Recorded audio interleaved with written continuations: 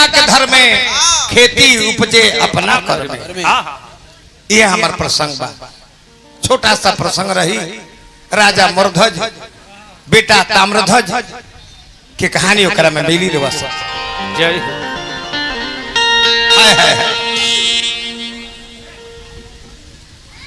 महाभारत के युद्ध जब समाप्त हो गई,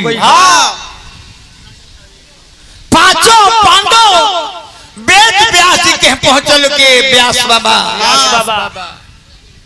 विजयी हो गए। नहीं जा व्यास जी करे जे के कारण से विजय भइल पड़ा। अपने परिवार के मार के अपने हित कुटुंब के वध क के विजयी भइल पड़ा। एकरा के विजय ना कहे कुलवध कहे। कुलवध कोइला वाला लो आ कुलवध के पाप से प्रायश्चित होके खातिर असमेत जग करे के पड़ा। कहले कि ठीक बा बाबा, ठीक बा। पांचों पांडव लोग जाके असमेत जग कैलो। इंद्र से घोड़ा मांग के ले लो श्याम करण। आ घोड़ा पर नंबर प्लेट लिख दिहल गइल। कहले वेद व्यास जी जे खानदान के कुल के मरला बड़ो, अगर विश्व विजेता बने के होखे तो घोड़ा पर नंबर प्लेट लिख दो। ये अर्जुन का घोड़ा है, पकड़ने पर लड़ना होगा और पकड़ कर छोड़ देने पर मरना होगा। तो अब तारा लोग के हम मानो। श्याम करण घोड़ा पर सोना के अक्षर में नंबर प्लेट लिखाई। जब घोड़ा चलल हस्तिनापुर से आ गई बिहार में, तो हमार बिहार के इतिहास हो जे केहू के घोड़ा छोड़ाला ना जरूर धइल जाला। त्रेता में यही पुरानका भोजपुर में बांध के मेला लागत रहल। राम के घोड़ा भी एजा धराई रहे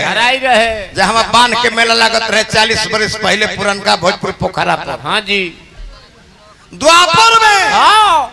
बिहार में भगदंत के बेटा के नाम रहे वज्रदंत, वो अर्जुन के घोड़ा धल रहे। जय हो। बाकी जब हस्तिनापुर से घोड़ा चलल, हर हर महादेव के नारा लागल, अर्जुन सेनापति बनले।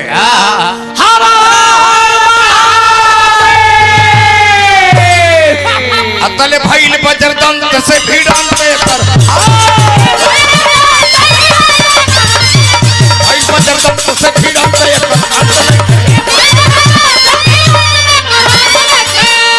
तारी करत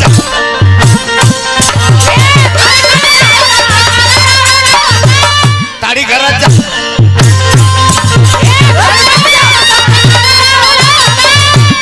तारी करत जावता जकर बापर हुए भगत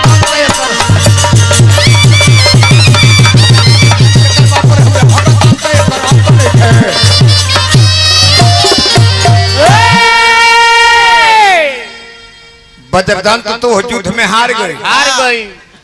फिर घोड़ा चलो।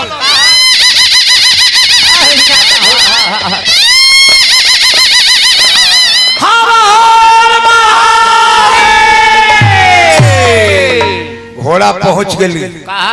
असम राज्य में, जौना मणिपुर इम्फाल कहाला। वो जो अर्जुन के दूगो बियाही रहली, एक जानी के नाम रहे उल्पी, एक जानी के नाम है चित्रांगदा। आ दोनों जानी के बीच में एगो लड़का रहे जना के नाम रहे बबुरबा। सोना के प्लेट पर नंबर लिखल बा, ये अर्जुन का घोड़ा है, पकड़ने पर लड़ना होगा और पकड़ कर छोड़ देने पर मरना होगा। माई के दौड़ल जाता माई रे तो कहत है कि अर्जुन के बेटा हो। बाबूजी आवत रे देखना उनकर घोड़ा ही चलल बा, ये लिखल बा जे अर्जुन का घोड़ा है, पकड़ने पर लड़ना होगा, पकड़ कर छोड़ देने पर मरना होगा। माने लड़ाई अनिवार्य बा। माइकल जी बेटा जा अपना बाबूजी के तनी आरती उतारो हनु। तो लड़का तो तू का जानो ता बाप के जान के पहुंचल बा सेवा में, आरती बार के थाली में आ घोड़ा धनी हलो। आ घोड़ा ध के अर्जुन के जब आरती उतारे गई, जब गई हे अर्जुन एक लात ओकरा के मरल। लड़का साफ चिताने में बिगा गई।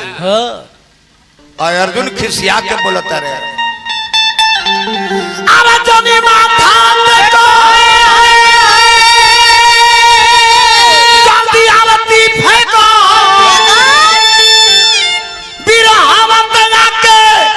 लड़ाई करो। बाबूजी हमरा बेटा है,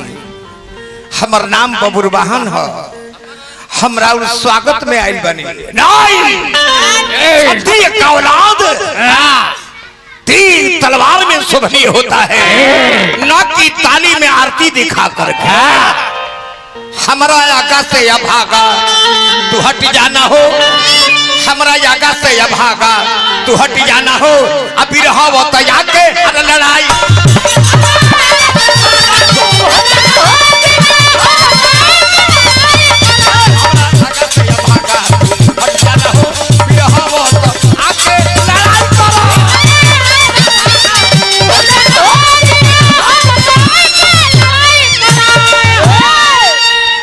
बबुरवाहन के आंखें में लोर भर गई। हाँ हम जानी ले तू पाखंडी पैर फेर दे अब ही नवतीय डंडी। बाकी माई के आदेश नहीं खे, माई से ही कह के आइल बनी कि बाबूजी के जाता नहीं स्वागत में आरती उतारे रह जाए। पहुंचा तारे अपना माता के लगे उल्फी के लगे जे माई बाबूजी के आरती जब उतारे गई नहीं है, बाबूजी हमारा के स्वागत लाभ से कैले हैं। कले के अपना महतारी के दूध के कमाल दिखाए अगर छत्री के बेटा है तो काचा कहते रे माई माई कल जे बेटा जब महतारी के दूध के बात आ गई बा तो जाके अपन दिखाओ का तुम का बबुरवाहन गई आ एक ही बाण में मरल कि अर्जुन सहित सारी सेना मूर्छित हो गई।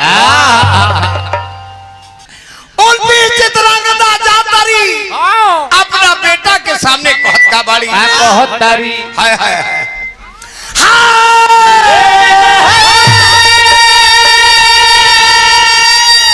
भाई मुकेश राजी चंडीगढ़ से फिर देनी हमरा के 2100 रुपया भइल वहां के बार बार प्रणाम हार्दिक हार्दिक अभिनंदन शुभकामना बा। ए राय परिवार के भी नारायण जी कृपा बनौले रहे, महादेव जी जहां रहे धनवा में बुड़की मारत रहे।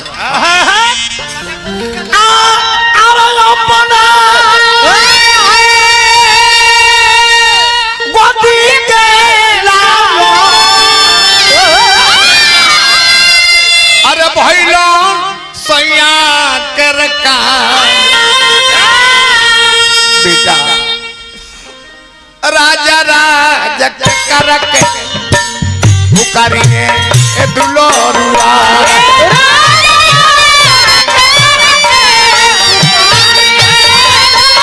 अरे राजा राजा करके पुकारिए दुलोरुआ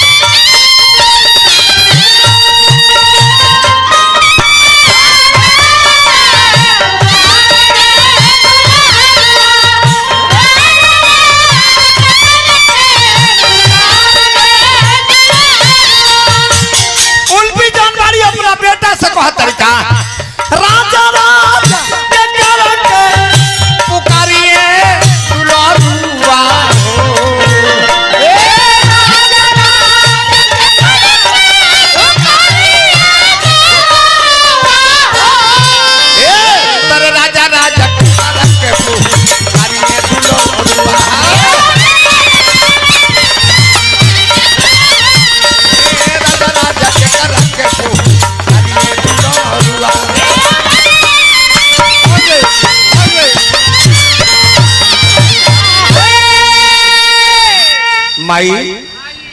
तेहनु कले हा के अपना माई के दूध के कमाल दिखाओ खाओ ना बेटा हम बासुकी नाग के लड़की हई आ तोरा नाना कहे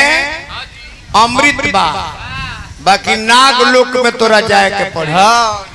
साधारण से नाग अमृत दिही लो ना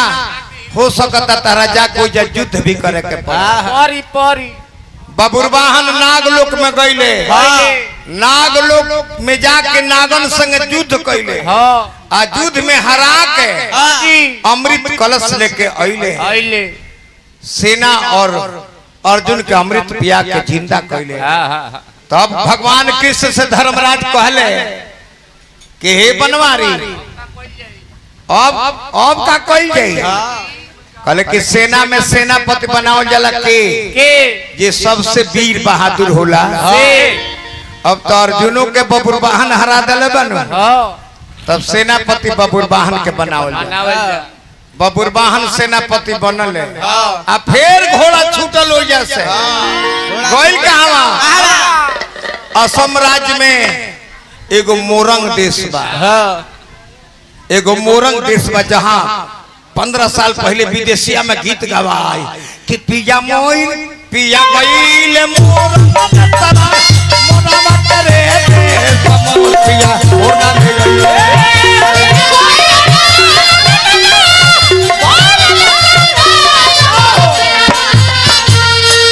पिया गइल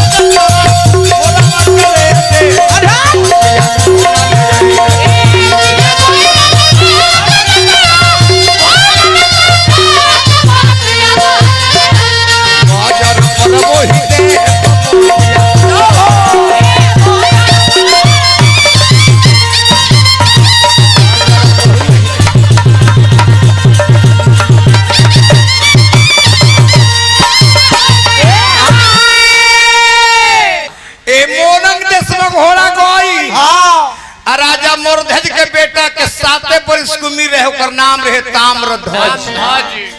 घोड़ा पर नंबर प्लेट लिखल बा ये अर्जुन का घोड़ा है पकड़ने पर लड़ना होगा और पकड़ कर छोड़ देने पर मरना होगा 7 वर्ष का लड़का कहले हाँ हत बड़ चले घोड़ा धनु लिहलस तो भीम गइले कि लड़का ही में धल बबुआ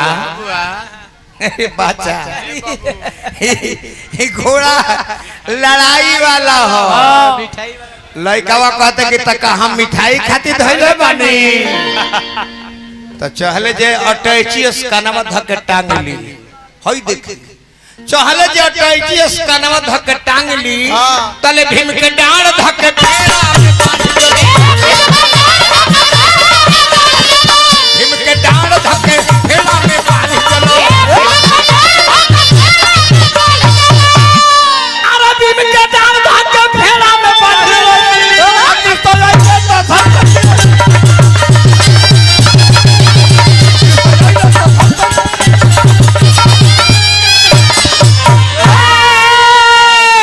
तो भीम के फेड़ में बांध दिलस आ कृष्ण गइले तो उनको सोझा सीना के आओ तू कहां भागत रह बबुरवाहन सहित सारी सेना के लइका मार के पस्त कर दिहल तब पूछले हैं भगवान कृष्ण से धर्मराज ई कथा विशेष ध्यान दी सब खाली कहतल जे बौर के गावत रे से ब्यासवा निमन का गावत रे जे तू सुनते कहां बाड़ बौर के सुनते बड़ा निमन हमन के सुनते नहीं को पूछले धर्मराज कि हे केशव ई का हम देखो तनी 7 वर्ष का लड़का भीम के बांध देलस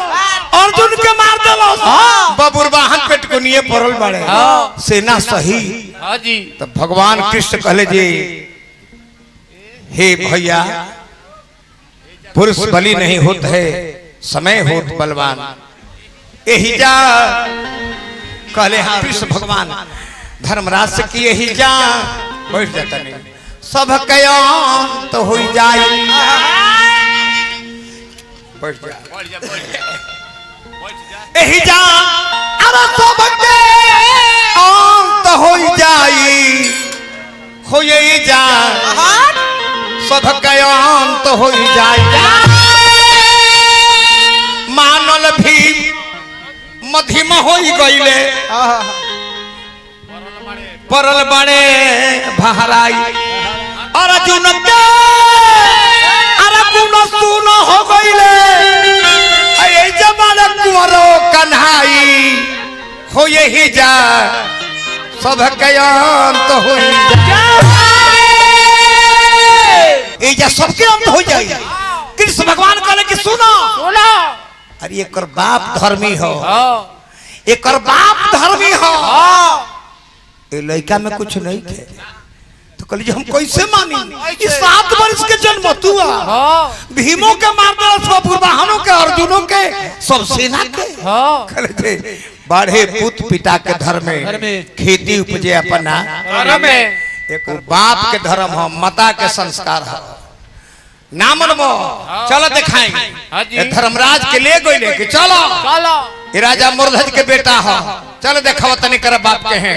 एकरा दुआरी पर से आज तक केहू खाली हाथ नहीं खे गई यह अर्जुन चेला बनले भगवान कृष्ण साधु बनले आ जमराज बाघ बनले तले बे परीक्षा भगवान चलले राजा मुरध्वज के दरबार राजा राजा कही के हो बाबा कोइलो ना जाए जाए राजा मुरध्वज के दरवाजा पर बबुआ टोन बना के मीट खोली हो राजा मुरध्वज की राजा मुरध्वज देखले कि संत लो आई बा संगे गो बाघ बा वह देखी कितना भाव विभोर भइले ए बाबा भले देनी दर्शन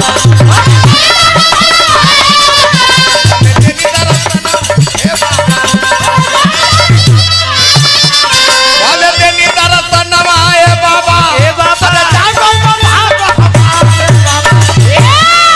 भले देनी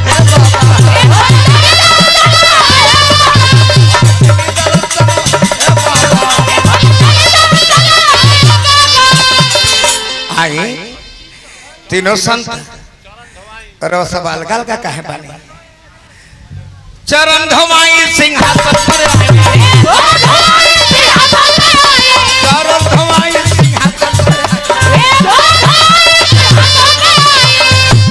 हम मजाक ना करो हमारा खातिर सबे भाई है चरण धोमाई सिंहासन पर आई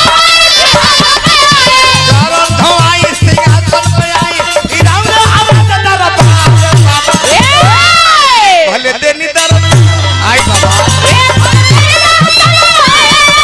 कहती तो माखन मलाई कहती तो माखन आई कहती तो माखन मलाई मंगा दी कहती 56 पर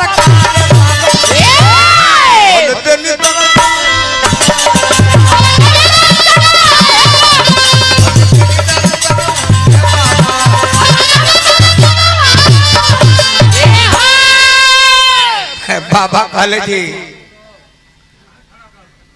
ए राजा हमनी के तोहरा दुआरी पे आइल बनी जा भूखाइल नहीं जा एगो हमनी के संगवा में बाघ बा एगो संगवा में हमनी के बाघ बा आ यही बाघवा के भोजन करा दो तो कहले जे और बाघ का खाई हमार बाघ कहले जे हमार बाघ मनुष्य के मांस खाई भूखाइल बा मनुष्य के मांस ठीक अवश्य पूर्ण हुई वो तारा बेटा के हमारा बेटा के बकरी पर ध्यान दो हमारा बघवा बंग भूख ऐसे रौरे लगिया हमारा बघवा बाबू ऐसे रौरे लगिया पहले भजन अरे करा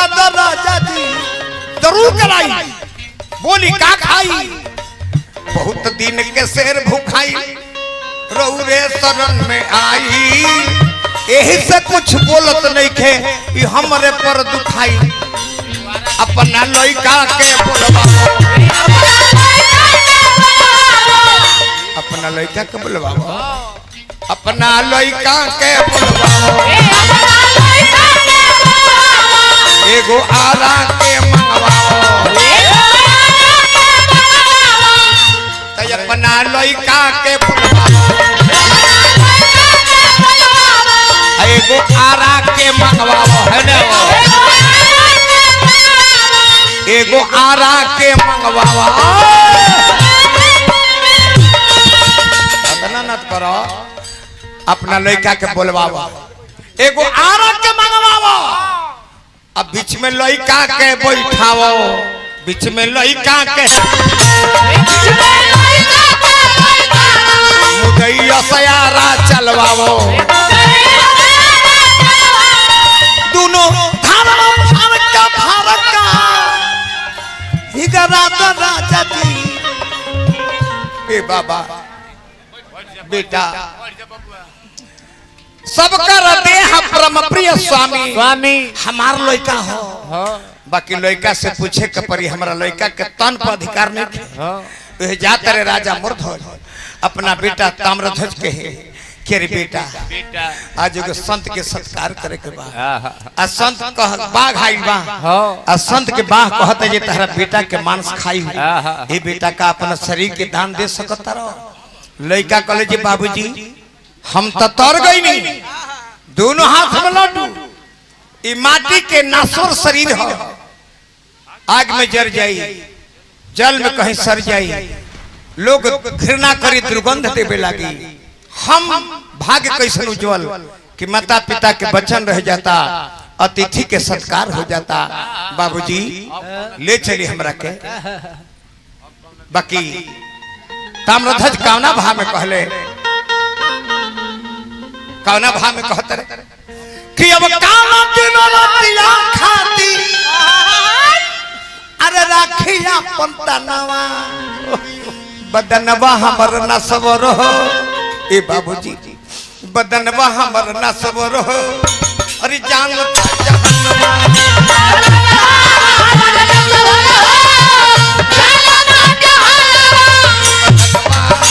न सबर हो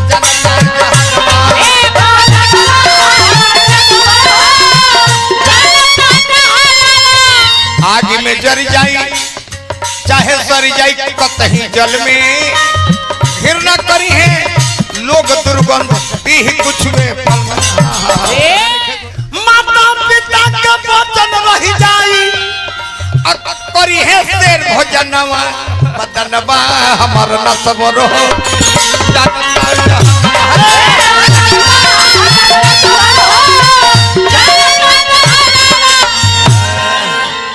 बदनमा हमर नासवर हो जाना ताजा हे चीरता रे राजा रानी आ कहले बोलन कि राजा रानी अपने हाथे बेटा के चीरे के बा ए बीच में बैठा के राजा रानी आरा ध देहलो लइका के माथा पर चीरता रे राजा रानी गोदी के ललनवा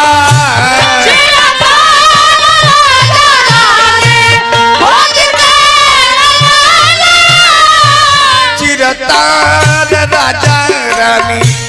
गोदी के ललनवा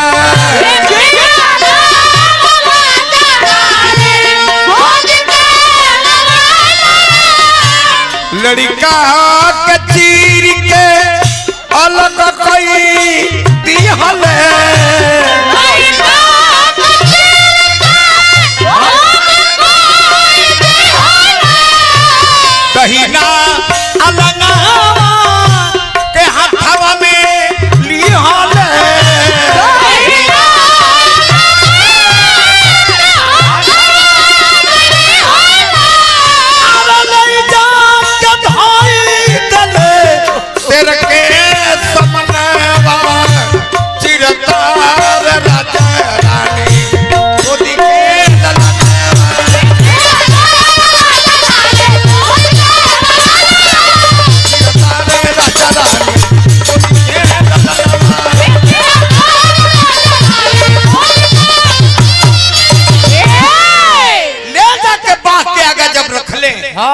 बाघ भोजन नहीं खे कर। राजा कहले जी बाबा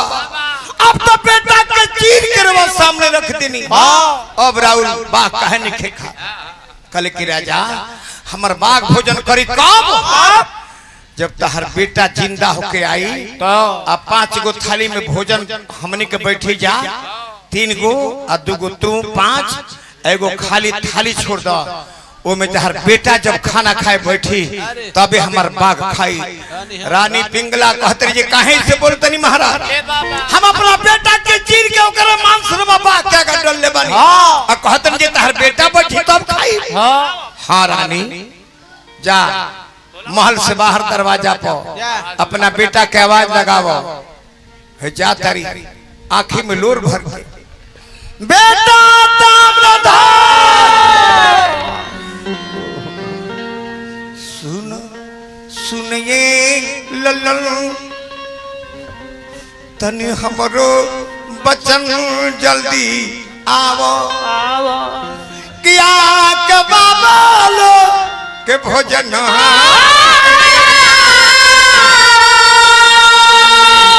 तहर ऐसन नयन नहीं देखनी बदन जल्दी आवो आके बाबा लो के भोजन।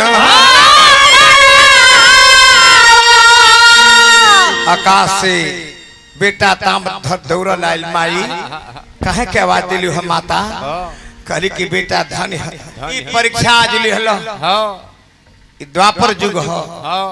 कल युग में ऐसा परीक्षा मत लिह न तो केहू पंडित जी के अपना दुआरी पर भोजनो न केना पूछ।